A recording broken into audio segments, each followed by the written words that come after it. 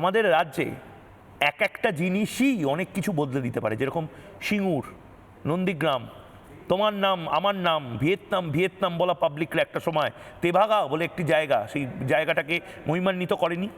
কাকদ্বীপে মোড়ে আমরা আবার তেলেঙ্গানায় বাঁচি যারা বলেছিল, এক একটা জায়গায় ফ্যাক্টর হয়েছে, যেরকম সন্দেশখালী হয়েছে, যেরকম নন্দীগ্রাম হয়েছে, ঘাটালও ইনফ্যাক্ট।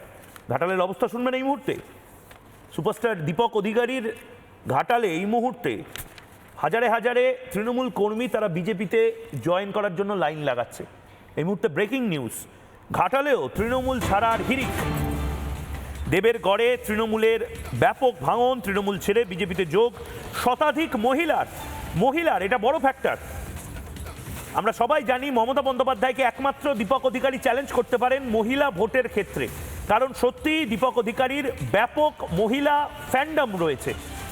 আমরা নিজেরা দেখেছিলাম দীপক অধিকারী যেভাবে মহিলা ভোটারদের সামনে অ্যাপিল করতেন এবং মহিলারাও দীপক অধিকারীকে বিশ্বাস করে ভোট দিয়ে গেছেন, কিন্তু এখন বাড়ির মহিলারা তারা বিজেপিকে বেশি ভরসা করছেন। ঘাটালের বিধায়ক শীতল কপাটের হাত ধরে তৃণমূলের সক্রিয় কর্মীদের বিজেপিতে এই আগমন কেন, এটা খুব বড় একটা ফ্যাক্টর হতে পারে।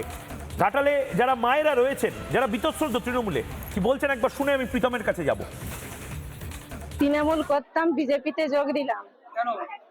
আমরা লক্ষ্মীর ভান্ডার চাই না, আমরা চাই যে সবাই সুরক্ষিত মান মর্যাদা সম্মানে যেমন বাজায় থাকার জন্য। মমতা ব্যানার্জি মহিলা হয়ে মহিলাদেরকে সুরক্ষিত দিতে পারছেন না। আপনারা সবাই বুঝতে পারছি যে আমাদের বাচ্চাদের ভবিষ্যৎ অন্ধকার, কারণ রাস্তাঘাটে বেরোলে 10-12 বছরের মেয়েদেরকে পর্যন্ত ধর্ষণ করছে শিশুদেরকে।